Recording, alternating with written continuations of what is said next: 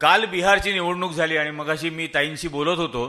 30 सप्टेंबरला ज्यावेळेला बिहारची मतदार यादी क्लोज केली गेली त्या दिवशी आपल्या चू आयोगाचे म्हणजे मी त्याला आता हल्ली चू आयोग असं म्हणतो, काही लोक अंधश्रद्धेने त्याला चुनाव आयोग म्हणतात. तर या चू आयोगाचे जे प्रमुख आहेत अज्ञानेश कुमार, त्यांनी 30 सप्टेंबरला पत्रकार परिषद घेतली, एक प्रेस रिलीज पण दिली आणि त्यात त्यांनी असं सांगितलं की बिहारमधल्या एकूण मतदारांची संख्या 7,42,00,000 आहे. त्यात आधी किती होते, वगळले किती, फॉर्म 6 नंतर ऍड किती केले वगैरे सगळं देऊन फायनल फिगर दिली 7,42,00,000. 11 तारखेला ज्या वेळेला मतदानाची दुसरी फेरी झाली त्या दिवशी निवडणूक आयोगाने त्यांची दुसरी प्रेस रिलीज दिली. या दोन्ही प्रेस रिलीज अजून तरी इलेक्शन कमिशनच्या वेबसाईटवर आहेत आणि दुसऱ्या प्रेस रिलीज मध्ये त्यांनी असं सांगितलं की 69% मतदान झालं. माझी अंधश्रद्धा अशी की 7,42,00,000च्या 69% म्हणजे 4,94,00,000 मतदान झालं. पण त्यांनी टोटल खालती दिली, महिला पुरुष मतदार वगैरे, त्यांनी सांगितलं 7,45,00,000 मतदान झालं. आता 4,94,00,000 आपला हिशोब निघतो 69%चा,